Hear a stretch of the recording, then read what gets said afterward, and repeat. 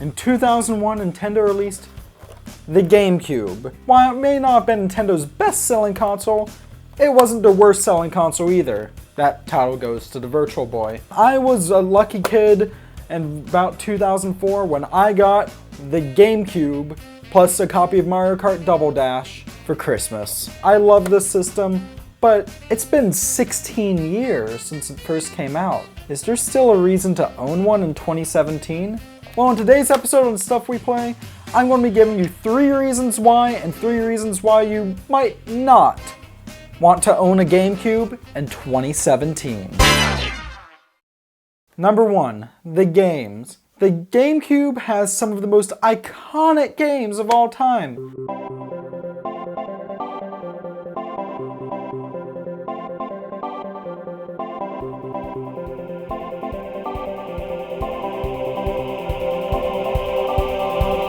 Mario Kart Double Dash, Mario Party 4, but if you're not a fan of Mario, you have Pokemon Coliseum, you have Skies of Arcadia Legends, Super Smash Bros. Melee is still a must-have at college parties to this day. In fact, still has a very active competitive scene. For those of you who are in a bit more of the collecting end of things, the GameCube has some weird, odd games as well.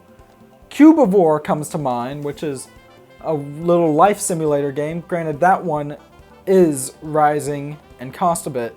And that's where we get to the downside of the GameCube library. The games are increasing in price. When I was at my height of GameCube collecting, we were midway through the life of the PS3, 360, and Wii, which means games were dirt cheap. Now though, the GameCube is even considered retro by some people, which means the games are climbing in price, particularly for more sought-after titles. These games are rising in price, and I only see them going up in value as time goes on. Another big thing to mention about the GameCube games is that most of them, if not all of them, will run on a Wii. Granted, I'm talking about the original model of the Wii that came out at launch. Every Wii that came out after 2012 or so does not support GameCube games, and neither does the Wii Mini, which came out a couple years ago. Also on the topic of the games, there is rumor that Nintendo is bringing some GameCube games to the Nintendo Switch, so if you're just in it for Smash Bros., Mario Kart, or, well, first-party Nintendo games like Zelda Wind Waker or whatnot, maybe wait off a bit.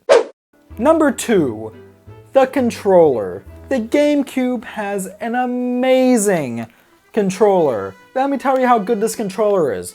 It's so good that Nintendo made an adapter for the Wii U. Granted, the adapter only worked with Smash Bros., but they countered that by reissuing the controller as a classic controller for the Wii U. While it's comfortable in the hand and it feels amazing for most games, the D-pad just isn't very great in my opinion, which is strange since Nintendo was the pioneer of the D-pad. It's nowhere near as good as, say, a NES or SNES D-pad. In fact, if you're playing Mega Man Anniversary Collection or X Collection, I'd recommend you just get a PS2 controller adapter. Of the 5 GameCube controllers that I've owned over the years, I still own 4 of them. The 5th one had the cable chewed through by a dog. Now you may be wondering, well, that's great, but I don't want a dog to chew through the cable on my controller, you don't have to worry about that. You need to get one of these, or 4 of these if you're up for Smash Bros. Or Mario Kart.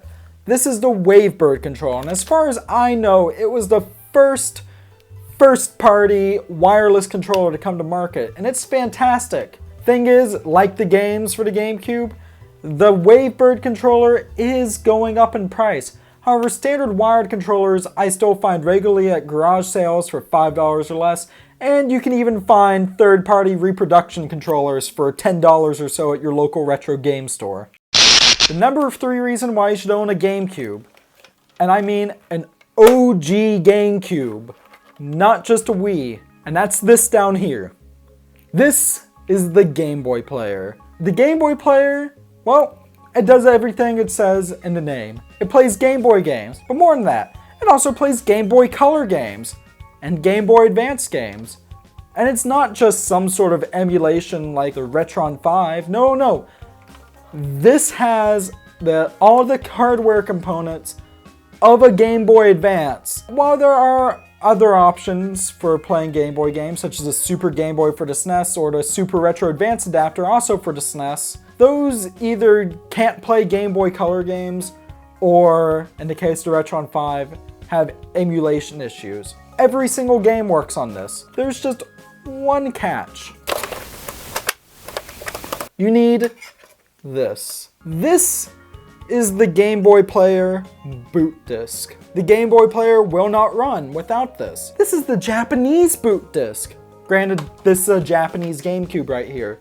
And this is a Japanese Game Boy Player. The reason I have that is, you know how the games are expensive and the controllers are expensive? The Game Boy Player is also getting quite expensive. I regularly see them for about $70 to $80 with the boot disc. For the North American version anyways. I got my Japanese version online for about $15 complete. It's getting increasingly expensive because it's not a very well-kept secret how good the Game Boy Player is. It's very sought after, and the price is also only going to go up on that. Now, I should mention, finding the Game Boy Player itself is actually quite easy. I see them often when I'm out garage sailing or going to flea markets. It's the boot disc that's always missing. On the bright side, just like the actual Game Boy, Game Boy Color, and Game Boy Advance, the Game Boy Player can play Game Boy games from any region. It doesn't matter if it's European, Japanese, or North American, your Game Boy games will work on any Game Boy Player, as long as it has that boot disc. Now comes the moment of truth. Should you buy a GameCube in 2017? And the answer is, it's ultimately up to you, depending on your financial situation. If you just want to get a GameCube and maybe some Mario Kart and Smash Brothers, then sure, absolutely. Granted, at that point I'd recommend you just get a Wii. If you want it for the Game Boy Player, absolutely get it. Just be willing to pay for it. The console itself is still fairly cheap. I normally see it for about $30 at retro game stores. But getting something like, say, a Wavebird controller or some rare games, you might want to wait and just see if your favorite games are coming out on the Switch or not. So with that, thank you very much for watching. If you enjoyed this video, please share it and subscribe. Leave it a like if you're so inclined. And if you're on VidMe, remember to follow and upvote and also share if you're so inclined. Thank you very much for watching, and I will see you next time.